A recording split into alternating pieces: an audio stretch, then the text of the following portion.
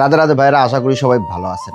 ছোট্ট একটা কথা বলার জন্য আপনাদের কাছে আইছি। সেটা হচ্ছে মানুষ আমরা এখন কই যায় দাঁড়াইছি জানেন? একটা মানুষ আমরারে মেসেজ করছে, মোবাইলটা আমরা হাতে আছে, কিন্তু আমরা এখন তারে রিপ্লাই দিতাম না, আমরা একটু পরে দিব। কেন জানেন? কারণ আমাদের দাম, আমাদের ভ্যালু কমে যাব। একটা মানুষ আমরা 2-3 বার কল করছে, কিন্তু আমি তার ফোনটা এখন রিসিভ করতাম না, কারণ এখন রিসিভ করলে আমরা ভ্যালু কমে যাব। অথবা তার মিস কলটা দেখার পরও আমরা তাকে কল করতাম না। আর কল করলেও সেই মানুষটা যদি আমার 3বার কল করে থাকে, আমি তাকে কেড়ে 3বার করবো, আমি 1বার করুন। সেই মানুষটা যদি সত্যি কখনো বিজি থাকে, সেই মানুষটা যদি কলটা রিসিভ করতে না পারে, তাহলে আমি আর ঘুরিয়া কল করতামই না। আমাদের এইভাবে এখন বর্তমান সময়ে বিভিন্ন লোক, বিভিন্ন মানুষ, বিভিন্ন এগুলোর কি বলে ট্রেনার, এরা আমাদের ট্রেন করে আমাদের ব্যস্ততা দেখানোর জন্য। আর এগুলো আমি দেখি, দেখার পর চিন্তা করি আমরা কতটা ফেক। একটা মানুষ ভালোবাসে আমরারে, তার হয়তো সে কোনো দরকারে ফোন করতেছে, তার ফোনটা আমরা এখন রিসিভ করতাম না, কারণ আমাদের ভ্যালু কমে যাবে। আমরা ফ্রি থাকলেও তার মেসেজের রিপ্লাই দিতাম না, কারণ আমাদের ভ্যালু কমে যাবে। আমরা আসলে যন্ত্রে পরিণত হয়েছি। আমার মনে হয় যে আমরা পুরো একদম মেশিনের মতন আমরা বানানো হইতেছে। বিভিন্ন রকমভাবে মোটিভেটার নামে তারা খ্যাত, আর আমরা মেশিন বানাইতেছে এই সমাজে, মেশিনের পরিবর্তে মেশিন হওয়ার জন্য। একটা মানুষ মেশিন হয়েছে, তার মানুষ বানানোর কোনো প্রক্রিয়া নেই। যারা মানুষ রূপে বাকি আছে, তারা মেশিন বানানোর যন্ত্রে পরিণত করতেছে কর্পোরেট দুনিয়া নিয়ে যাওয়ার দিকে। সময় মানুষের অনেক খারাপ জায়গাতে দাঁড় করায়, বুঝছেন? আর যারা এইরকমভাবে মেশিন হইতেছেন, আমি তার এরকম মেশিন হইেন না, মানুষ থাকে। একটা মানুষ যদি আপনার মেসেজ করে আর মোবাইলটা যদি হাতে থাকে, আর যদি আপনি দেখতে পান, তারা মেসেজ করে দেন, সেই মানুষটা খুব খুশি হয়ে যায়। জানেন? আর ভ্যালু কারে দেখাইবেন? ভ্যালু ওই মানুষটাই যদি না থাকে। মনে হইলো যে আমি আপনাদের সঙ্গে একটু কথা কই, তাই বললাম। নিজের ভ্যালু বাড়াইতে যাই আমরা এমন জায়গার যে দাঁড় করাই নিজেরে, যেটা আছে না, যেটা চিন্তার পায়। আমার ভিডিওগুলি যদি আপনাদের ভালো লাগে, অবশ্যই লাইক করে দেন।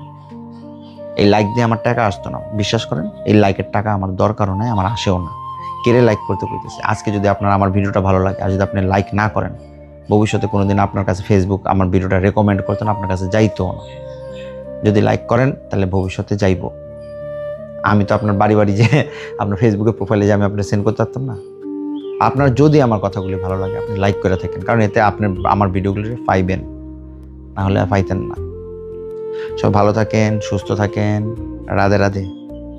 আর কারো মেসেজ আর কারো কলের উত্তর যত তাড়াতাড়ি পারেন দিয়েন, এতে আপনার ভ্যালু কমতো না, বিশ্বাস করেন। এতে আপনার ভ্যালু কমতো না।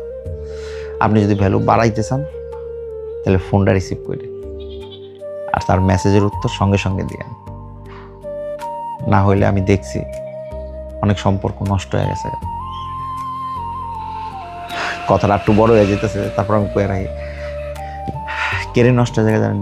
আমরাও কই না সম্পর্কের মধ্যে যে কোনো একজনরে বেহায়া হইতে হয়। হ্যাঁ, একজন থাকে, আমি জানি এটা প্রত্যেকটা সম্পর্কের মধ্যে কেউ একটু কম বেহায়া আর কেউ একটু বেশি বেহায়া থাকে। কিন্তু যে মানুষটা একটু বেশি বেহায়া, সেই মানুষটার মনেও একদিন না একদিন একটু অভিমান আসে। আর সেই অভিমান আসাতে কী হয় জানেননি? সেই মানুষটা একটু চুপ হয়ে যায়। আর যে মানুষটা একটু কম বেহায়া, সেই মানুষটা তখন একটু দায়িত্ব পড়ে যে সেই বেশি বেহায়া মানুষটা আজকে যে অভিমান করছে, তার অভিমানটা একটু ভাঙানো।